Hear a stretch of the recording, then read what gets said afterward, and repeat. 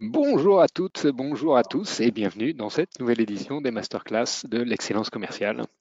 Aujourd'hui, nous allons parler de leadership et de management, de l'évolution du rôle des managers dans les transformations en cours. Et pour aborder ensemble ce thème, j'ai l'immense honneur et l'immense plaisir d'accueillir un grand patron et un entrepreneur, Jean-Pierre Lanzetti. Bonjour Jean-Pierre. Bonjour Roland, bonjour à tous. Alors, un grand merci à tous. Vous êtes tous formidables. Vous êtes vous étiez un peu plus de 200 inscrits. Vous êtes aujourd'hui à peu près le même nombre. Et la semaine dernière, pour entendre Dominique Busseau nous parler des secrets de l'influence. Dominique Busseau, c'est le CEO du magazine Forbes, dont il a racheté la licence pour la France il y a quelques années. Donc, aussi un entrepreneur qui nous a parlé de comment sont faits les fameux classements Forbes qui vont mettre en lumière des personnalités fortes, des leaders charismatiques, des patrons de moins de 30 ans. Hein. On avait il y a 2 semaines l'occasion de rencontrer l'une des entrepreneuses de la FinTech, la fondatrice de GreenGot, qui figure dans l'un des classements Forbes 30 Under 30. N'hésitez pas à aller sur notre chaîne YouTube pour retrouver le replay de cette masterclass avec Dominique Busseau, absolument passionnant, sur les secrets de l'influence. Alors, les masterclass d'excellence commerciale sont rendues possibles par le sponsoring d'Incentive. Incentive, c'est l'application du manager coach, hein, le manager transformateur, change leader. Incentive est là pour vous aider à renforcer l'efficacité commerciale de vos équipes et bien sûr retenir vos meilleurs talents, fidéliser vos meilleurs talents. Aujourd'hui, Incentive travaille dans une vingtaine de pays, disponible dans 9 langues, dans des univers aussi différents que l'industrie, les télécoms, la santé, la banque, l'assurance, la restauration, la distribution. Voilà, la page de pub est terminée. Et Anouk, est-ce que tu peux nous faire le portrait de notre invité, de Jean-Pierre, aujourd'hui? Alors oui, Jean-Pierre Lanzetti, vous avez travaillé pour les plus grands groupes de restauration et de distribution à des postes de direction générale. Vous avez toujours marqué vos équipes par votre leadership. Vous êtes diplômé de Sciences Po Grenoble et d'un MBA en finance et en administration des affaires à Neoma. Quand vous débutez votre carrière en 1990 au groupe Adecco, vous êtes auditeur interne, mais vous gravissez les échelons à une vitesse fulgurante jusqu'à devenir directeur général à seulement 29 ans. Vous poursuivez votre parcours chez Darty, où vous prenez la direction générale Île-de-France. Vous êtes ensuite propulsé CEO de Casino Proximité, où vous développez un réseau de presque 8000 points de vente. Vous rejoignez ensuite Elior France en tant que CEO, couronnant une carrière brillante. Aujourd'hui, vous êtes surtout entrepreneur avec le lancement de votre première start-up Capana en 2012, puis en 2017 avec A2C, un cabinet de conseil. CEO, investisseur, board member, c'est sous toutes ces casquettes que vous opérez aujourd'hui, vous permettant d'influencer la direction stratégique des entreprises. Et encore aujourd'hui, grâce à votre expérience, vous vous attelez à faire bouger les lignes des entreprises, toujours en mettant au cœur l'action écologique et le management. C'est donc un plaisir de vous recevoir. Alors Jean-Pierre, un parcours extraordinaire, magnifique, dans des univers très différents. Je vais commencer par une question au sujet d'une intervention d'une diplômée d'HEC, Anne-Fleur Goll, qui, il y a quelques jours, a inondé les réseaux sociaux avec un speech tout à fait dans la lignée de celui d'Emmanuel Faber quelques années auparavant, où elle dit finalement, après quelques mois d'insouciance étudiante sur le campus d'HEC, j'ai pris conscience que les carrières qui s'offraient à nous à la sortie de l'école étaient les plus responsables de la transformation climatique. Et ensuite un appel vibrant à l'action et à la rébellion. Je voulais savoir ce que t'inspirait, toi qui as toujours été un leader pour le progrès, pour l'engagement. Qu'est-ce que t'inspirait cette attitude d'Anne-Fleur Goll lors de son discours d'ouverture à HEC? Oui, moi, ce que j'ai toujours privilégié, ce sont les hommes. J'ai toujours privilégié, alors les hommes, qu'on soit clair, avec un H majuscule, hein, les bipèdes. Hein. qu'il n'y ait pas d'ambiguïté là-dessus. Et pour tous les grands défis, les grands changements, et celui de l'écologie, celui du climat, celui de prendre soin de la génération future en est un s'il en est. Je crois qu'il faut faire confiance aux hommes. C'est par eux, pour eux, que les choses bougent et que les choses se font. C'est la clé. C'est la clé. Alors, faire confiance est le cœur d'une carrière. Le sujet qu'on a choisi aujourd'hui de préparer ensemble, c'est faire de vos managers des leaders. Et en faire de vos managers des leaders, c'est une réflexion qui est au cœur de beaucoup de boards chez nos clients. Pourquoi? Parce que les entreprises sont en train de se transformer radicalement, encore plus à la fois dans leur business model, pour les équipes commerciales, l'attitude des clients qui vont de plus en plus sur Internet avant de contacter un commercial, et donc le rôle du commercial devient plus un rôle de conseil et de consultant. Donc le manager, lui aussi, doit monter en gamme pour accompagner son commercial dans ses nouveaux rôles. Il y a les concurrents qui arrivent avec des approches de pure player qui viennent disrupter des marchés. Et puis les collaborateurs qui ont aussi des nouvelles attentes vis-à-vis de l'entreprise. Donc tous ces bouleversements, à tous ces bouleversements viennent se rajouter la transformation du rôle du manager dans un univers hybride avec la démocratisation et la généralisation du télétravail, 1, 2, 3 jours par semaine, parfois plus. Donc le rôle du manager en tant que changemaker, il est au cœur de la réflexion de beaucoup d'équipes de leadership aujourd'hui, et j'ai trouvé intéressant de pouvoir travailler, réfléchir ensemble à ce sujet.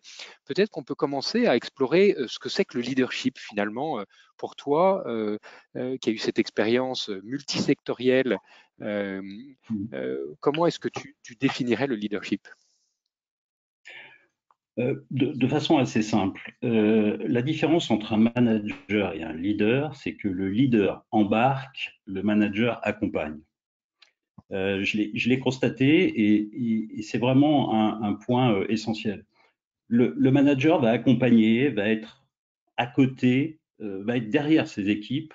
Le leader va être devant, va montrer le sens et va donner envie par son exemplarité, par son exigence, par sa bienveillance. Je crois beaucoup à ce couple exigence-bienveillance. Va donner envie aux autres d'embarquer sur son projet et donc de se dépasser. Et ce qu'on constate aujourd'hui avec la complexité du commerce qui est énorme, la concurrence est forte, les nouveaux outils foisonnent. En fait, ce qui fait vraiment la différence, parce que tout le monde utilise les mêmes outils, tout le monde a compris le digital, etc. Je ne vais pas perdre de temps là-dessus. Tout le monde a compris l'intérêt de la logistique, etc. Bon, bref. La clé, c'est vraiment comment j'interagis avec mes clients et qu'est-ce que je fais de l'expérience client quelque chose d'un émerveillement. Et chaque fois que je fais cet émerveillement, qu'il soit sur la toile ou en site, je le fais avec une interaction humaine. Je le fais avec quelqu'un qui, parce qu'il est transcendé, parce qu'il est embarqué, parce qu'il a un bon leader, a vraiment à cœur d'aimer son client et de faire en sorte que son client vive un moment merveilleux. Je pense que c'est ça la différence, la vraie différence entre un manager et un leader, celui qui embarque. Alors, on imagine très bien à des postes de direction d'avoir des leaders pour embarquer. Est-ce qu'un manager, et notamment un manager de proximité, doit être un leader? Est-ce qu'on doit développer cette compétence? Et si oui, comment est-ce qu'on l'opère? Je crois qu'en misant sur lui, principalement, je pense que tout le monde peut être un leader. Je vais vous raconter une anecdote. Je visitais, je passais dans toutes mes missions, je passais plus de temps sur le terrain que dans mon bureau. Hein. C'est la clé. Hein. Tous les samedis, j'étais à la sortie des magasins, je demandais aux clients pourquoi ils n'ont pas acheté ou pourquoi ils ont acheté, etc. Je visitais un entrepôt, je ne vais pas citer la société, peu importe, et je vois un caris qui traîne, qui avait pris sur son Fenwick avec des pinces latérales, un carton et qu'il le traînait et ça faisait un bruit immense. Il ne l'abîmait pas objectivement, il ne l'abîmait pas parce qu'il touchait légèrement. Et je l'interpelle et je lui dis mais vous faites quoi là? Bah, je transporte un produit.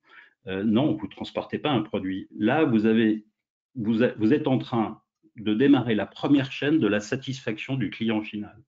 Et est-ce que vous aimeriez, vous, en tant que client, voir votre future télé que vous allez mettre dans votre salon traîner dans l'entrepôt, même si objectivement, je sais que vous ne l'abîmez pas? Ah non, j'aimerais pas. Bah, quelque part, en lui faisant prendre conscience, on l'a embarqué. Et pourtant, c'est loin d'être un cadre dirigeant. Transcender sa mission, transcender ce qu'il fait, pour lui donner un sens autre et une dimension autre. Et quoi de plus légitime dans toutes les entreprises, dans tous les secteurs d'activité que le client? Tout le monde comprend ce qu'est un client. Il suffit de faire la translation. Et vous, en tant que client, aimeriez-vous qu'on traîne votre produit dans l'entrepôt? Ça me rappelle un entretien absolument passionnant qu'on a eu il y a quelques semaines avec Hubert Joly, qui a dirigé Best Buy aux États-Unis, qui a repris Best Buy en quasi-faillite. Best Buy, c'est le leader de la distribution de produits électroniques dans le monde, avec 120 000 salariés. Et en 7 ans, il en a fait une entreprise prospère. Et il est venu nous raconter son aventure autour de son livre The Heart of Business. Et on retrouve la même attention que tu décris, la même attention du client, avec la volonté d'allumer une étincelle dans le cœur de chaque collaborateur pour les engager au sens le plus intime du terme vers la satisfaction du client. Alors, est-ce que tu peux nous raconter, dans ton expérience, tu as eu l'occasion également d'animer, de gérer à travers le casino de proximité, là, près de 8000 points de vente. Comment est-ce que on scale, comment on déploie à l'échelle une philosophie qui paraît pleine de bon sens et assez simple quand on parle de rapports humains où on a une équipe de 10, 15 personnes à gérer. Comment est-ce qu'on passe cette philosophie à l'échelle? Alors, les choses sont un peu différentes si vous travaillez avec des intégrés, donc qui sont vos collaborateurs directs, ou avec des franchisés. Mais différentes et pas tant que ça, en fait. C'est toujours pareil. Il faut faire sens. Si vous travaillez avec un intégré, bah, évidemment, il n'est pas directeur d'un magasin, il n'est pas patron d'un centre de profit, il est créateur de satisfaction et il est créateur d'émerveillement auprès de ses clients. Je passe, on en a parlé. Sur les franchisés où la relation est différente, bah, faut leur parler de patron à patron, leur dire mais moi je suis pas le patron de 8000 magasins, moi je suis un patron comme vous, qui a les mêmes inquiétudes, les mêmes soucis, les mêmes nuits blanches, et parlons de patron à patron, et qu'est-ce que je peux faire pour faire que votre business soit un peu plus prospère? Alors, ta question était comment on le scale, et je réponds pas complètement. Je crois que c'est vraiment il faut que ça dégouline du comité de direction et que si le leader embarque son comité de direction qui deviennent des leaders, eh bien, chacun deviendra à son niveau des leaders et on aura une belle addition de leaders. Et on n'aura pas un gros paquebot, mais on aura une flotte de 8000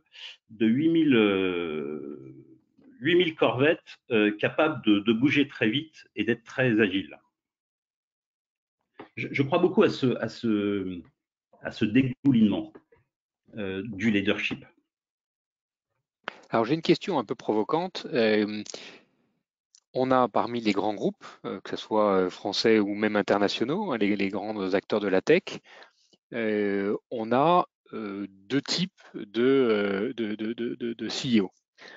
On a le CEO inspirant que tu décris, et puis on a le CEO gestionnaire rigoureux, et l'un et l'autre arrivent à développer des entreprises extraordinaires, parfois en réussissant à inspirer avec un vrai mélange d'exigence et de bienveillance, comme tu disais tout à l'heure, et puis d'autres qui se focalisent uniquement sur l'exigence et sur la rigueur de gestion, et les succès ne sont pas moindres.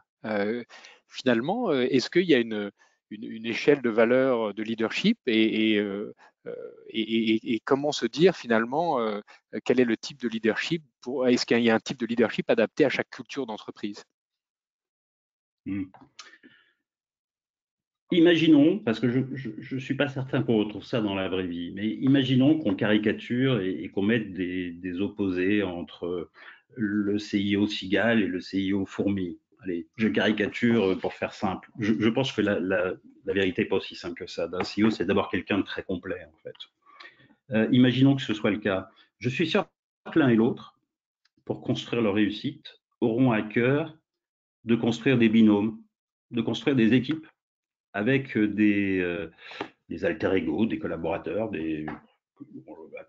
avec des leaders qui les compléteront ou qu'ils compléteront eux-mêmes pour créer l'alchimie nécessaire. Bien sûr qu'une boîte doit être gérée au cordeau et qu'il faut le faire dans la plus grande finesse. Ça n'a pas toujours été mon fort, même si je suis plutôt quelqu'un de rigoureux. Je me suis toujours attaché d'avoir des directeurs financiers hyper rigoureux. Mais je ne recrutais jamais un directeur financier qui n'aimait pas les clients et qui n'aimait que les chiffres. Tout comme je ne recrutais jamais un DRH qui ne savait pas compter. Sous prétexte qu'un DRH, ça ne sait pas compter, puisqu'il aime les hommes. Il ne peut pas savoir compter. Si, il peut. Et il doit. Donc une exigence finalement de toutes les fonctions autour du client. Finalement, aujourd'hui, un manager de proximité, donc on lui demande lui aussi de devenir inspirant à son niveau.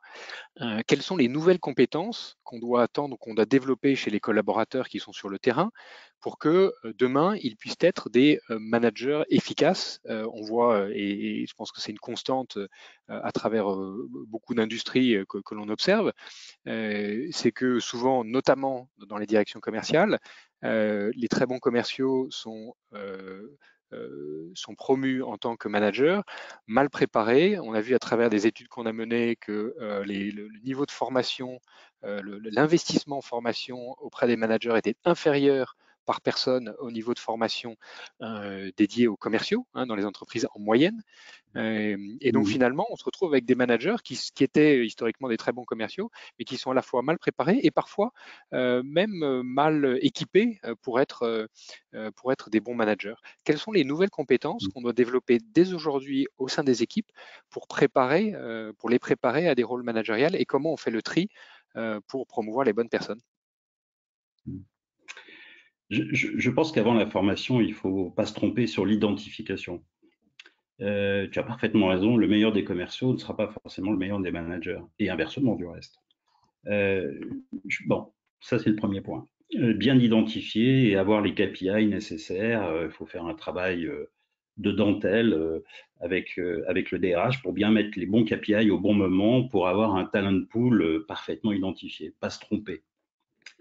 Premier point. Deuxième point, je pense que la meilleure des formations, ce qui concerne le management, puisque c'est bien le sujet, le leadership, je pense que ça passe par l'expérimentation.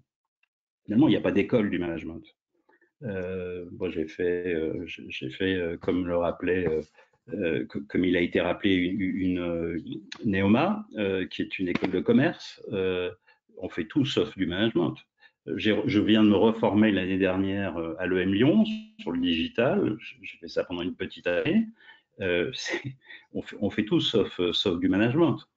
Le management, c'est l'apprentissage du terrain, c'est l'apprentissage de la vie. Voilà. Donc ça aussi, ça s'intègre, ça peut se construire. Il peut y avoir des parcours pour vérifier l'identification, mais commencer aussi la formation. Après, c'est mon troisième point et le dernier pour te répondre. Je pense que il est fondamental d'avoir des bonnes formations sur les soft skills qui sont quand même essentiels. La qualité d'écoute est quand même un point important, l'intégrité, l'humilité. L'humilité est un facteur de leadership extraordinaire. Moi, j'ai compris, alors pas assez vite à mon goût, mais j'ai quand même fini par le comprendre, que le leadership de l'écoute était bien plus puissant que le leadership du discours. Est-ce que ça s'apprend? Oui, je pense que ça se comprend surtout. Et une fois qu'on a compris que le déclic est passé, c'est gagné. Le leadership de l'écoute est bien plus puissant que le leadership du discours. Voilà une belle puis un beau sujet de philo sur lequel les élèves auraient pu plancher hier. Le rôle du manager évolue. Quelles sont les nouvelles compétences qu'il va falloir développer avec eux, notamment dans le nouveau contexte? Alors, dans le retail, on a un peu moins de management hybride, mais dans les métiers du service, du tertiaire, on en a beaucoup plus.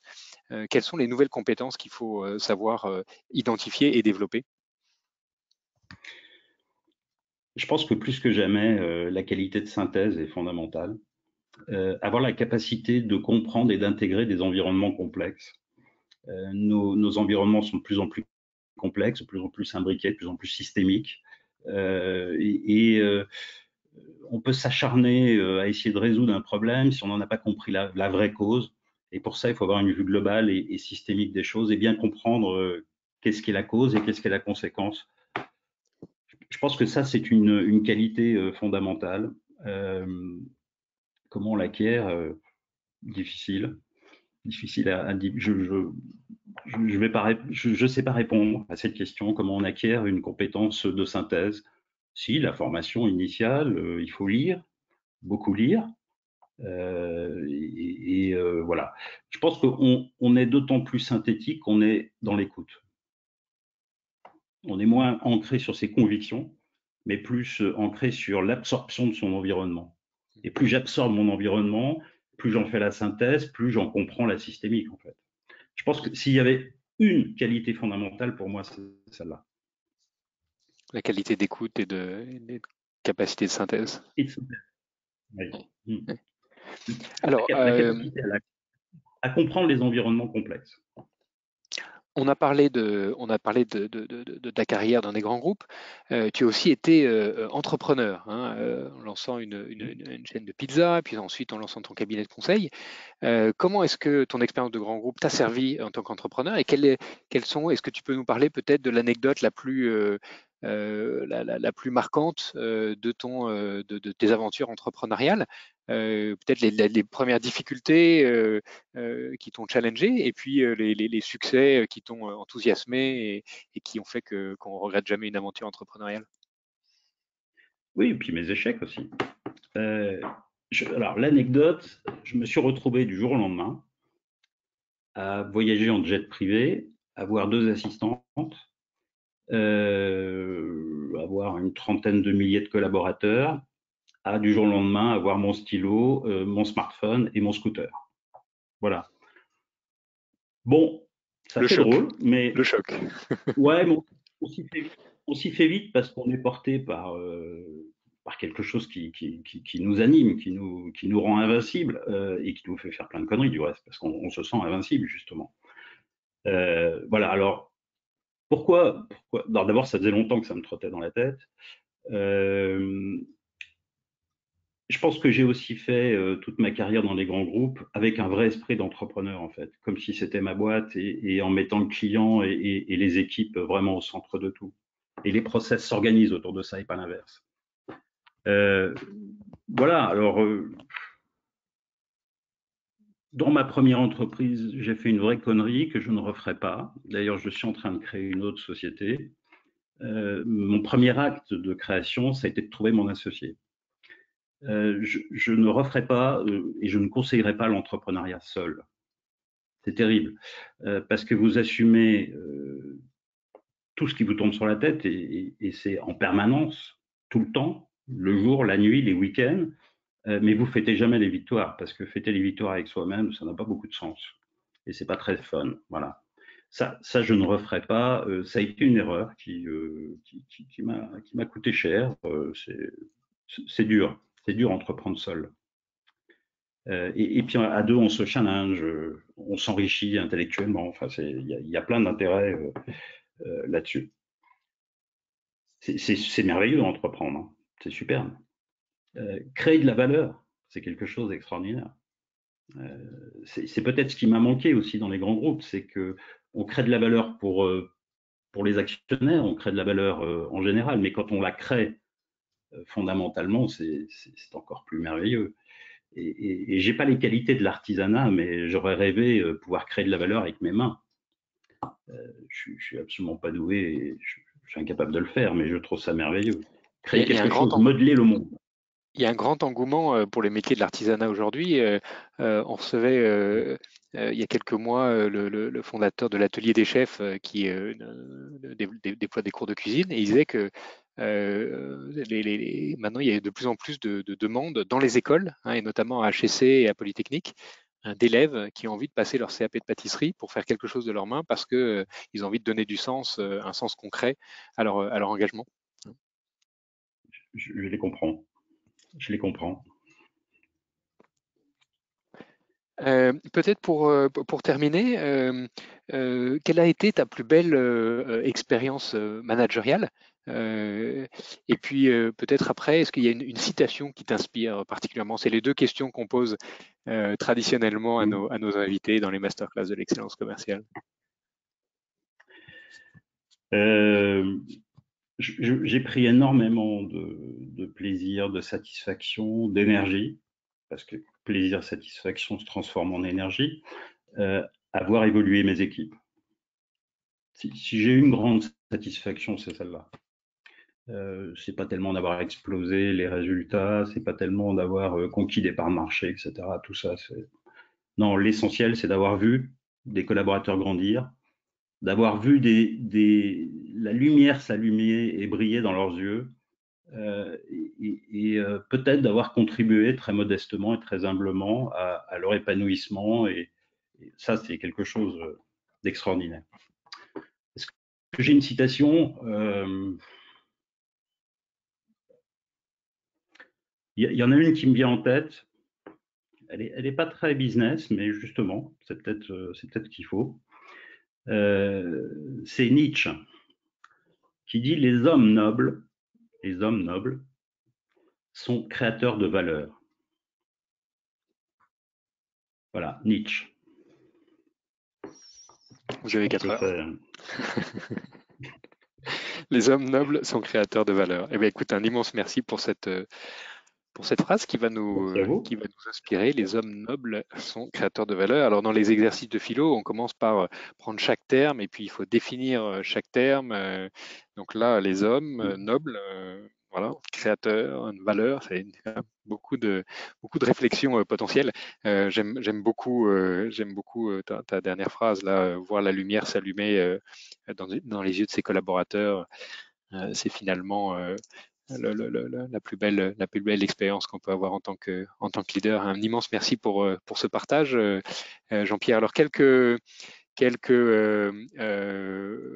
peut-être ressources complémentaires, hein, peut-être un film, Le Fondateur, un film de John Lee Hancock avec Michael Keaton, hein, qui parle de l'entrepreneuriat et de McDonald's, et puis un TED Talk, alors, je vais essayer de vous partager. Voilà, ça devrait arriver. Un TED Talk qui parle de comment casser les habitudes managériales pour que les nouvelles générations de leaders puissent se sentir plus libres finalement d'inventer le management de demain.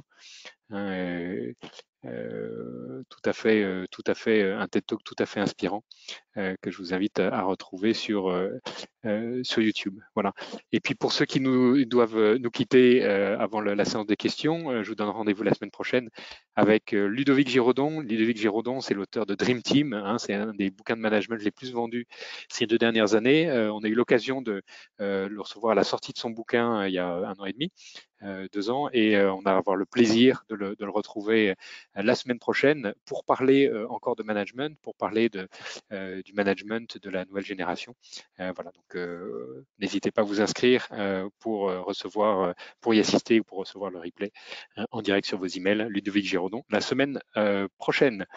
Si tu as encore quelques minutes avec nous, on sera ravis de prendre les questions de nos auditeurs. Anouk, est-ce que on a des questions déjà qui sont posées?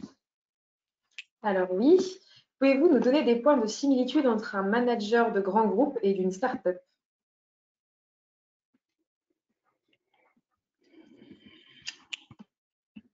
Eh bien, pour réussir, je pense qu'il faut être fondamentalement customer-centric. Que ce soit dans un grand groupe, dans une petite structure, start-up, scale-up, industriel, service, peu importe, si vous n'avez pas le client en obsession permanente, je pense qu'il n'y a pas de réussite possible. En tout cas à moyen et long terme. Vous dites que ce n'est pas challengeant de faire de l'entrepreneuriat tout seul, ne serait-ce que pour savourer les victoires. Est-ce que cela veut dire que savourer les victoires avec ses collaborateurs n'aurait pas le même goût ni le même effet? Ah si, bien sûr, mais quand on entreprend, généralement, on commence tout seul. Hein. On n'entreprend pas tout de suite avec une équipe avec qui on peut partager les victoires. Bien évidemment, si je me suis mal exprimé là-dessus, je corrige tout de suite. Fêter les victoires, c'est avec ses associés, mais c'est d'abord avec ses équipes. Mais quand on démarre, généralement, on démarre pas, on démarre un peu tout seul, hein, au moins quelques mois. Vous avez dit que le leader embarque et que le manager accompagne. Mais que pensez-vous du rôle du coach dans l'entreprise? C'est le cas dans la banque où je travaille, exige de ses managers, mais qui malheureusement ne savent pas du tout s'y prendre et restent du coup noyés dans leur rôle classique et qui se trouvent être à sens unique. Je ne sais pas trop ce que ça veut dire un coach dans le monde du business.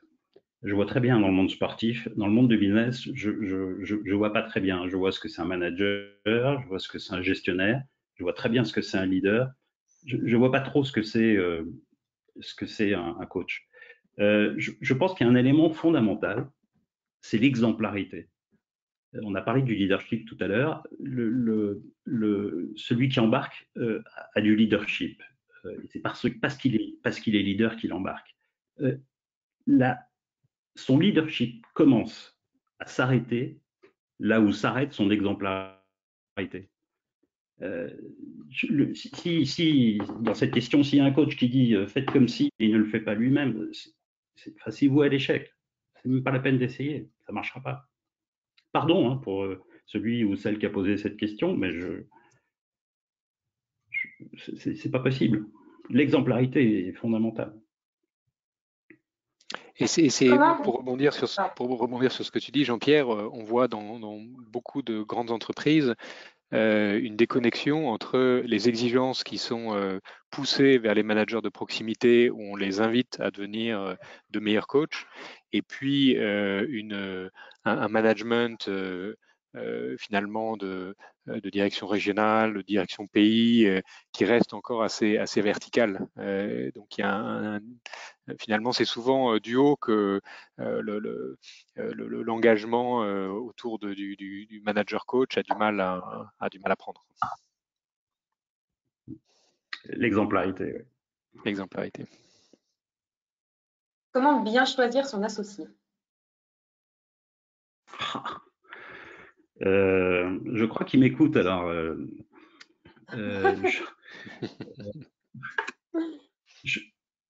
Il le sait, je lui ai déjà dit. Je crois d'abord qu'il y a il faut laissons l'intuition aussi s'exprimer. Donc il y a des choses qu'on ressent. Ça c'est le premier point. Puis après, il faut être rigoureux. Hein. C'est pas parce qu'on est passionné qu'on n'est pas rigoureux, au contraire. Et il faut objectiver là où je suis le plus compétent, là où s'arrête ma compétence, là où commence la sienne, et comment on se les complète. Il y a Bon, ça c'est facile de répondre ça. On complète les compétences. Ce qui est plus important que ça, c'est qu'est-ce qui fait sens entre nous? Quel est le projet commun qu'on peut partager? Parce que même si on est parfaitement complété, pardon, là où je ne suis pas bon, il est bon, et inversement, s'il n'y a pas le même sens, le même objectif, la même envie, à un moment ou à un autre, je pense que ça va être complexe, voire à choper. Pouvez-vous nous raconter l'histoire d'un échec qui vous a fait mûrir? Et d'ailleurs, que pensez-vous de l'échec, ce grand mal-aimé français? J'en ai eu plein de petits échecs. Je vais parler d'un gros échec qui m'a fait mûrir et qui est fondamental. J'ai trop longtemps cru, c'est une erreur fondamentale, que le soft sera plus fort que le hard. Je m'explique. Que l'intellect, l'envie, le corps suivra. Vous savez, comme disait l'intendant suivra. Non, non. Je me suis négligé parce que passionné, parce qu'embarqué, parce que quand vous travaillez jamais quand vous êtes passionné, parce que quand vous êtes passionné, bah, c'est passionnant, ça vous porte, ça vous enrichit, et puis les journées passent, les heures passent, et voilà. Et jusqu'au moment où bah, le corps dit non, le corps dit stop, c'est trop. Voilà.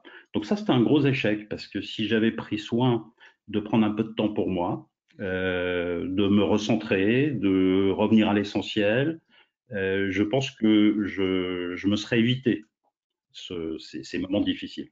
Voilà. Ça, c'était un très gros échec. J'ai beaucoup appris. Une notion de plus en plus présente aujourd'hui concerne le management interculturel. Est-ce quelque chose d'essentiel pour vous? Très sincèrement, je ne sais pas ce que ça veut dire. Management interculturel. C'est favoriser la mixité au sein des équipes, la mixité mais, alors, ça c'est un truc qui me rappelle oui, homme-femme, etc. Bon. C'est pas forcément Enfin, ça, c'est plutôt aussi la différence des provenances, par exemple des formations, ça peut être assez oui, large. je comprends. Moi, je vais faire la réponse que je faisais il y a 20 ans, je m'aperçois qu'elle est toujours up-to-date. Le commerce, c'est la vie. C'est le plus vieux métier du monde. C'est le temple de la vie, le commerce. On y retrouve tout. Des gens intelligents, des gens moins intelligents, des hommes, des femmes, des gens bien formés, des gens moins bien formés, des gens formés sur... Bon, bref, c'est un melting pot. Donc, si vous n'embrassez pas, et si vous ne mettez pas en capacité à embrasser la vie, à tout embrasser, ben, ça ne peut pas marcher. Donc, pour répondre à votre question, c'est une évidence, mais c'était une évidence pour moi il y a 20 ans. C'est même pas un sujet. C'est même pas un sujet. Pardon, Anouk. Merci beaucoup. Non. Merci beaucoup en tout cas. Eh, eh bien, Jean-Pierre, un immense merci pour cet échange. On va retenir quelques phrases majeures, hein. Le commerce, c'est le temple de la vie. Quelle belle phrase. Le leadership de l'écoute est bien plus puissant que le leadership du discours. Et puis, je pense que ce qui est le plus émouvant dans une carrière, et tu l'as dit merveilleusement avec tes mots, l'essentiel, c'est d'avoir vu la lumière s'allumer dans les yeux de ses équipes, avoir contribué à son humble mesure à leur épanouissement personnel. Voilà une belle leçon de leadership. Un immense merci d'avoir partagé ça avec nous, avec beaucoup de sincérité, beaucoup d'humilité, comme les grands leaders que tu es, Jean-Pierre. Un immense merci et je vous donne rendez-vous à tous la semaine prochaine avec Ludovic Giraudon pour parler de Dream Team. Bonne journée à tous et merci encore, Jean-Pierre. À bientôt. Merci Merci à vous beaucoup. deux. Au revoir. Au revoir, Annick. Au revoir.